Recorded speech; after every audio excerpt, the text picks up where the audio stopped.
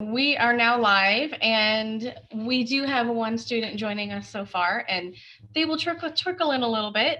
But I just wanted to say good morning, and do I pronounce your name correctly, Danl Connelly? Yes. And what's your official title? Scholarship officer and enrollment officer. And you serve PLU, UPS, and which other schools? Well, all the local colleges, I'll show a map later, all the colleges in the area. But if someone wants to do ROTC at a university in Florida or Texas or New York, I will assist them the same. Awesome. Well, we'll have about 20 to 25 minutes for a presentation and do some Q&A. Again, I will be monitoring the Q&A for you. And let's get started so students can learn about their ROTC opportunities. Thank you. Hello. So often people expect to meet a young captain in uniform, and they see me, I'm an old gray-haired retired guy. I started out enlisted as a private, and then I did ROTC.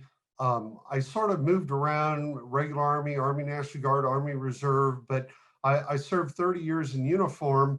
And when I finally retired and took off the uniform, I became a Department of the Army civilian. So actually, I'm going to be hitting 40 years of earning a paycheck from the Army one way or another.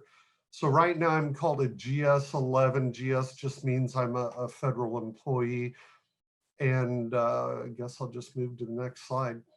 So when someone in high school is interested about military service, if you want to start out, often I'll have high school students say, well, what do you recommend for me? Well, if somebody just wants to get a paycheck, get out from underneath mom and dad's roof, if they want to travel and see the world like you see on the recruiting commercials, then they would probably want to talk to a recruiter and enlist as a private. So those are enlisted ranks up above. However, if that student or a high school student says, one of my top priorities is going to college and earning a bachelor's degree, then my recommendation is they consider ROTC. And Navy and Air Force ROTC is similar. But these programs are where you go to a four-year university uninterrupted, and you're a full-time student for 4 years. And when you earn your bachelor's degree, you're commissioned as a second lieutenant. So these are officer ranks right here. I ended up retiring as a lieutenant colonel right there. Next slide. So ROTC is Reserve Officer Training Corps, and you're commissioned by Congress once you earn your bachelor's degree. You got to have a bachelor's degree, a 4-year degree. And we commission lieutenants into the regular Army, the Army Reserve, and the Army National Guard. So they're called components of the Army. But what I do specifically and here at PLU is Army ROTC. We don't offer Navy or Air Force ROTC.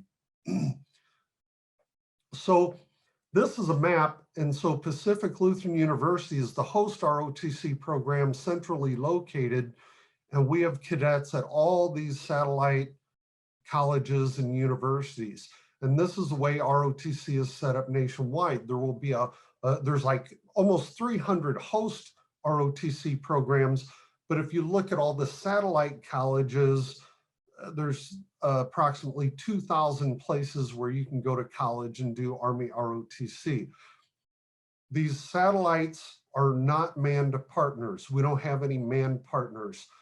Sometimes that is the situation, but locally, if you do ROTC and you're going to St. Martin's University or UW-Tacoma or wherever, you will have to drive to PLU every day for PT labs in your military science class. We do not send cadre out to any of these other universities.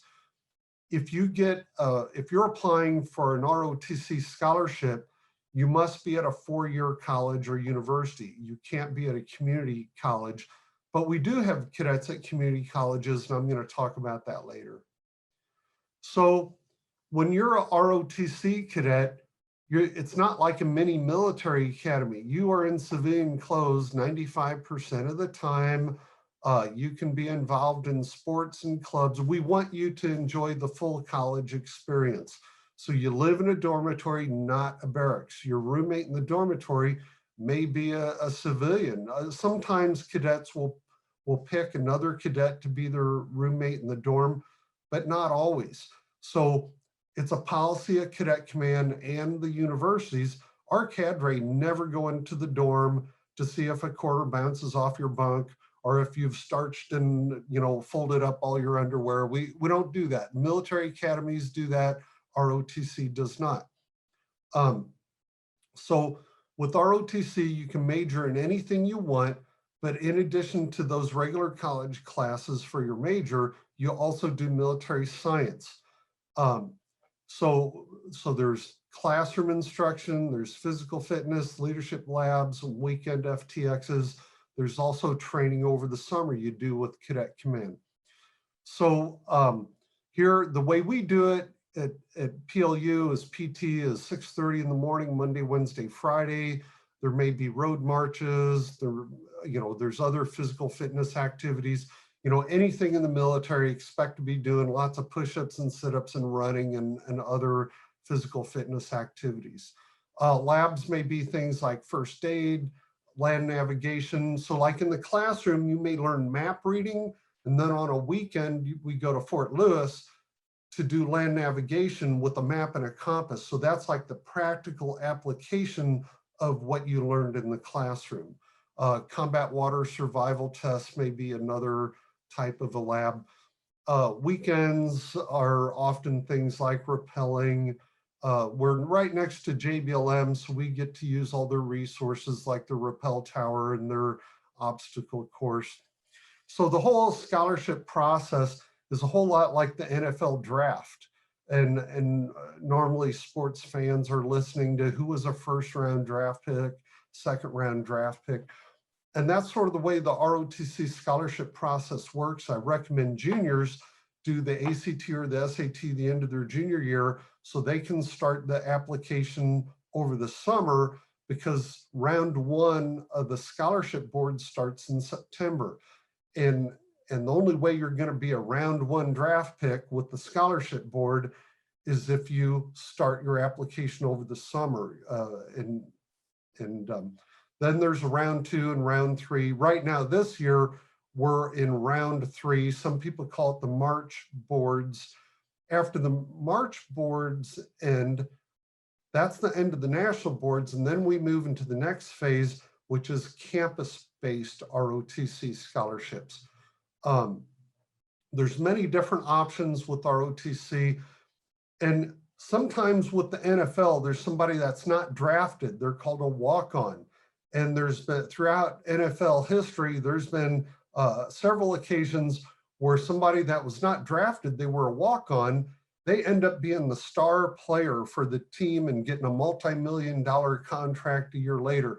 And it's the same thing with ROTC. Sometimes we have people that have to start out at the community college. Maybe they had bad grades in high school or whatever the situation is. There could be over 100 valid reasons why somebody needs to start out at a community college, and we consider them a walk-on. They can still do Military Science 101 here at Pacific Lutheran University. And if they get good grades their first year at the community college, they can apply for a 3-year scholarship and transfer to one of the universities starting their sophomore year. So there's many, many ways to do ROTC. If you've got a burning desire to become an Army officer, there's a way to make it happen for you. If you do, these scholarships are competitive. I don't blow smoke and pretend that it's easy and automatic. You got to have good grades and a good resume. But if you win a scholarship, it pays 100% tuition. Even at a high cost private college, it's still 100% tuition. Book allowance is $600 each semester.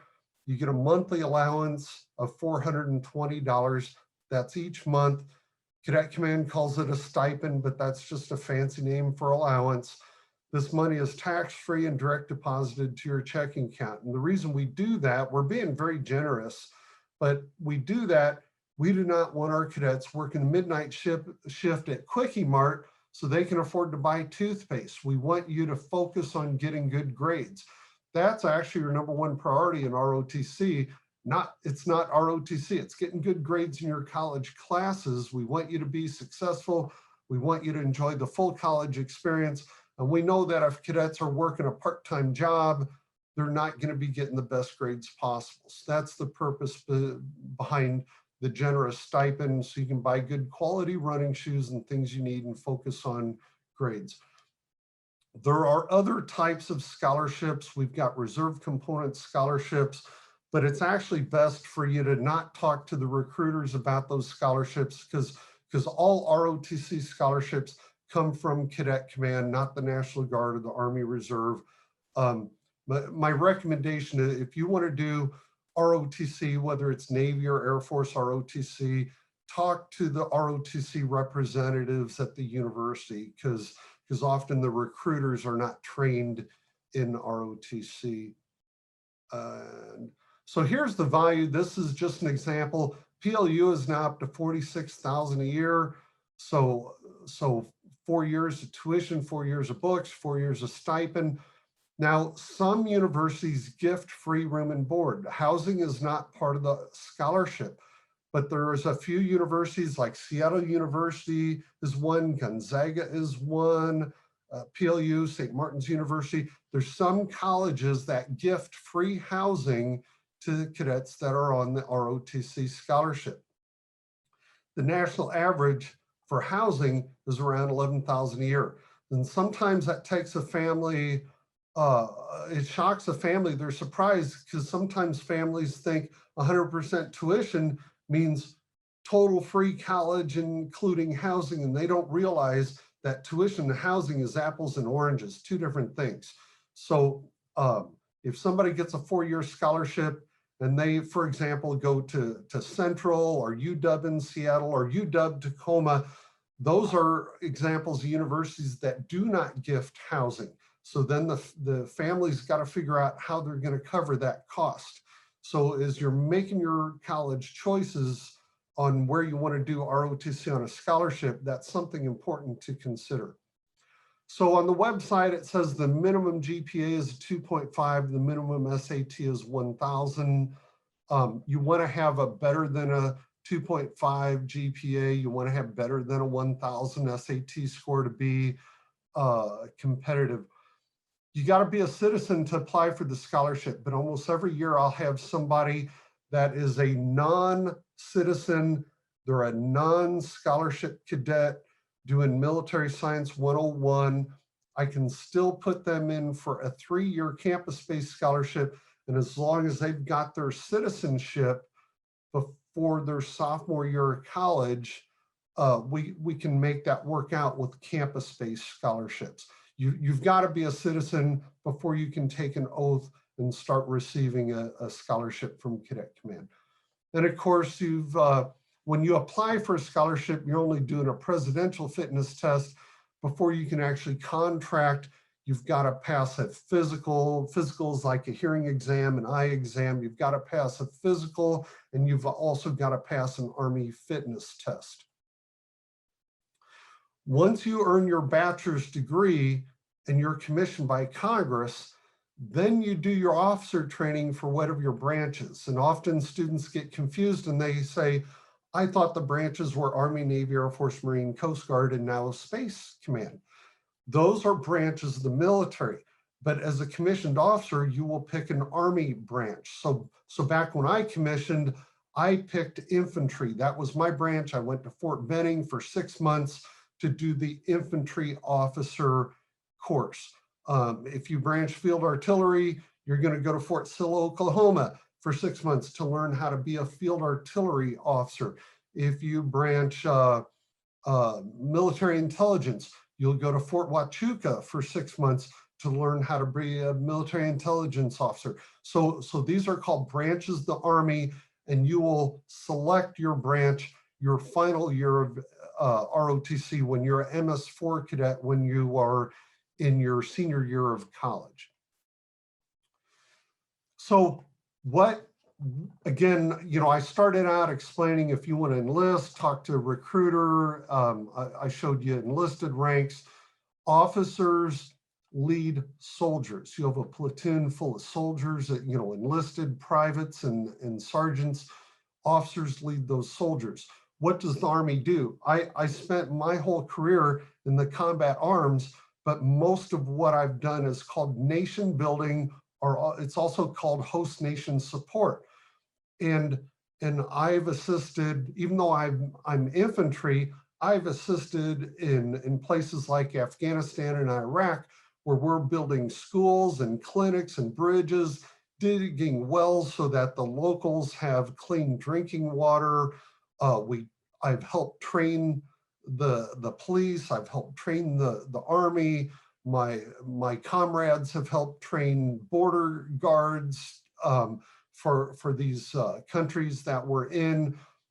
We even do vaccinations. We put on clinics to provide health care for these poor people. We even have had programs where we're vaccinating and deworming the livestock.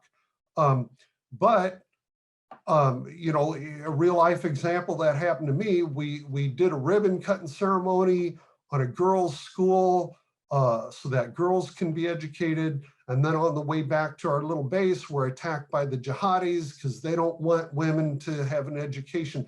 So you can go from peacekeeping and nation building to combat in minutes, because war is asymmetrical. It's no longer like World War II, where you got this line and that line and no man's land in the middle. Warfare now, it's asymmetrical, and you've got insurgents and terrorists.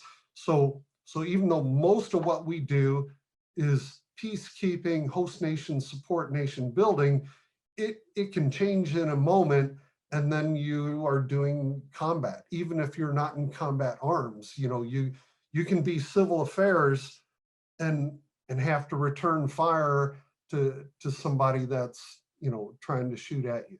So that's just being brutally honest on what it's like serving in the military. It's a noble and honorable thing to do.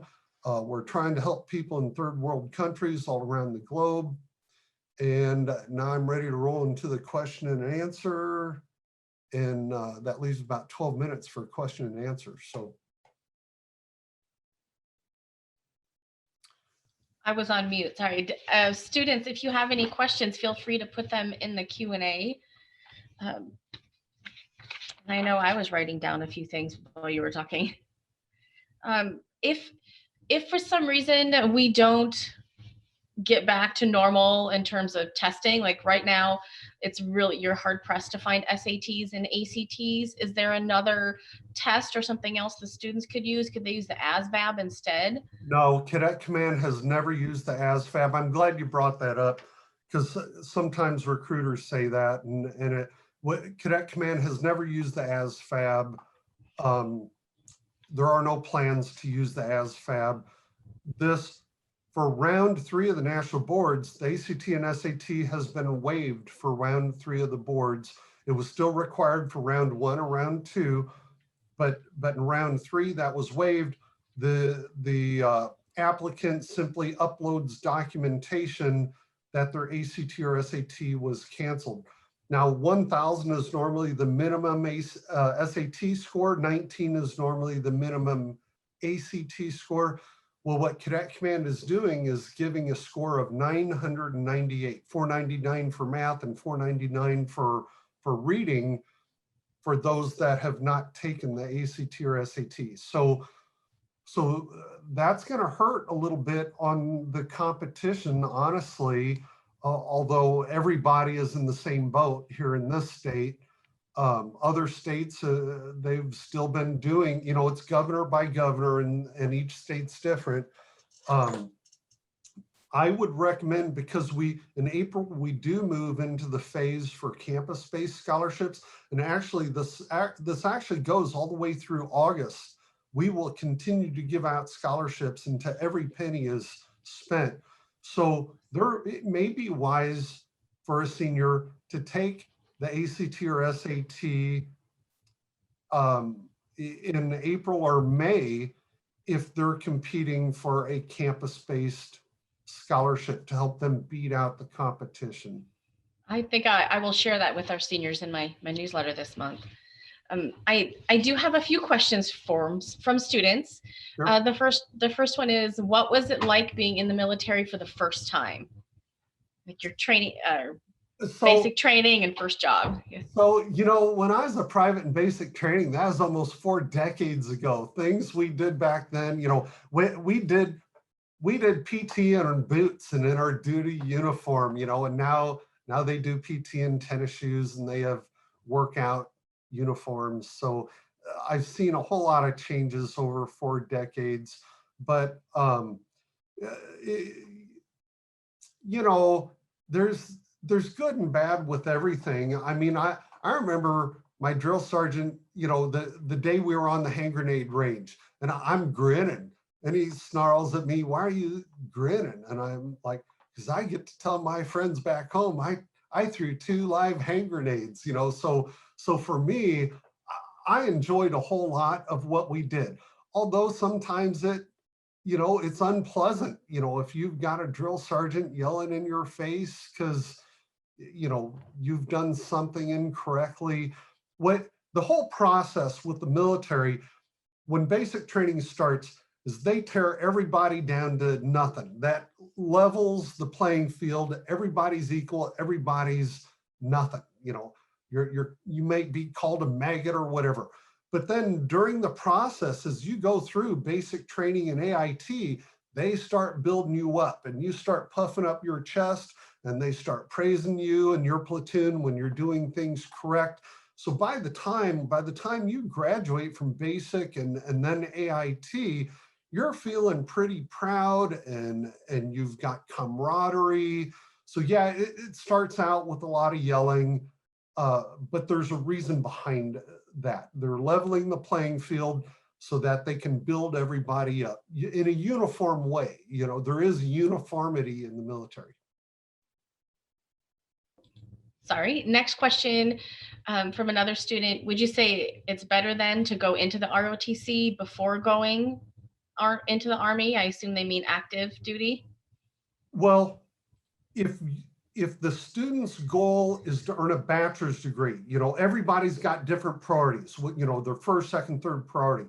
If earning a bachelor's degree is one of the top priorities for the student and the parents, then absolutely ROTC is a better option, because these are programs, Army, Navy, Air Force, ROTC are programs where you're guaranteed to be a full-time student, guaranteed to earn your bachelor's degree uninterrupted, and then you serve. So you get college first and you serve later. Now, if earning a bachelor's degree is not one of your top priorities, then enlisting is a private. If you just want a paycheck, if you just want to get out of mom and dad's house, then enlisting as a private may be the best choice for that student. So the best choice for one student is not going to be the best choice for someone else. It's very individual. But I enjoy sitting down with a student and their parents, and we can spend an hour, and then based on their goals, I can make 2 or 3 recommendations. So that makes me think of another question, honestly, that I have is, once a student receives an ROTC scholarship, they're in their 4 years, does ROTC help or do they offer kind of career counseling where they can help a student marry kind of what they want to do in the military with what type of bachelor degree they should get? Does that make sense? Yeah, and you know, we really don't care. You know, I sometimes I'll have a student ask me about STEM major, because yes, the Army wants STEM majors, but I will tell a student, better for you to be a criminal justice major and get really good grades than to be a computer science major and get C's. You know, so do what you have a passion to do. Now, it is quite common for our freshmen or MS1 cadets to change their major, and you can be on a scholarship and change your major. Just do it early in your college career, because if you wait and then you try to change your major and it's going to add an extra semester, Cadet Command's not going to give you an extra semester of scholarship because you waited too long. So normally if you change your major by first semester of sophomore year and you're still going to graduate on time, it's not a problem. But as far as the branches, you know, whether you want to branch Army Finance or military police, so our MS3 cadets go to Fort Knox over the summer and they have a branch orientation day and they spend the whole day and they'll get, you know, like there'll be one station with aviators and they'll have all the helicopters and the aircraft and they'll say, well, this is what it's like to be an aviation officer in the Army. And then the next one will maybe quartermaster and they'll have their display and they'll say, this is why it would be cool to be a quartermaster officer. So there's a whole day dedicated to that. And so you've got 4 years of ROTC to decide. You don't make those decisions to the beginning of your MS 4 year. So I guess it's more like you've got 3 full years to make that decision. And what is the student's commitment to the Army after they get their bachelor's? Yeah, thank you for asking. I forgot to say that. So if you go regular Army, you're going to owe 4 years on active duty in the regular Army. If you say, I want to do Army Reserve or Army National Guard, then that's 8 years, but it's not full time. When you're in the Guard or Reserve, it's normally 1 weekend drill each month and 2 weeks of annual training in the summer. However, National Guard can be mobilized by the governor for state emergencies, and the Army Reserve can be mobilized by the president for large-scale national disasters where it covers multiple states like a hurricane. So you can be mobilized. You can be in the Guard and Reserve and sent places like Iraq and Afghanistan. I had an uncle that was Guards and he was sent to England for 6 months during the first part of the Iraq War. Yeah, like it was a good one. Yeah. And thank you for making that distinction, because honestly, I forget that, you know, with ROTC, and I think students perceive this too, you're going active Army and you forget about the reserves or the Guard component, which I think is really important. Yeah, sometimes our top #1 cadet doesn't want to go regular Army. They want to, and it's a noble and honorable thing to do, to serve as a citizen soldier in the Army Reserve or the Army National Guard. So I don't push cadets one way or the other. However they want to do it, it's their career and their decision. And we do have another question. Can you go into ROTC after you enlist? And if so, do you have to re-enlist with ROTC, or how does that work? So there's many options, and there's not enough time to talk about all the many options, but we do have cadets that enlist in the Army Reserve, Army National Guard. They go to basic and AIT, and then they do ROTC, but there's caveats with all these different options. So we need to talk 45 minutes or an hour individually. There is a program for soldiers to go regular Army and then apply for green to gold. But I have heard recruiters tell high schoolers, don't do ROTC, just enlist and go regular Army. And after 2 years, tell them you want to do green to gold. And the recruiter makes it sound like it's automatic, when in fact, it's very, very competitive to do that green to gold option. We love green to golds. I have 7 green to golds start this last fall. We love it. We're very good at it, but it's very competitive. It's very, very competitive to be selected for green to gold ROTC. Thanks for that distinction. I didn't know the question to that either. And I do believe that's it for the questions, and we are at almost 9:15. I wanted to let the students know, if they have more specific questions for you, they can reach out to you. And I have all of your contact information on the Career Center website. And students, you can oh, there you go, perfect. And you can reach out to me and I can put you in touch anytime. And if a student feels more comfortable, are you meeting anybody in person at all, or is it all Zoom right now? No, well, last night at 6:30 in the evening, I did a Zoom with a family from home. You know, if that's what it takes, you know, with the parents' work schedule, I'll do it. But if a family lives locally and they want to come in and meet, I'm probably not supposed to be doing that, but I have been doing that. You know, we'll get at opposite sides of the classroom and we'll open the windows. So whatever is. Okay. And I was going to offer up the Career Center as well. Like we have had recruiters come in and we can space really well in here or out in the commons. So I would love to do that, because then I can give away coffee tumblers and shirts and ink pens and all that. you come and see me anytime.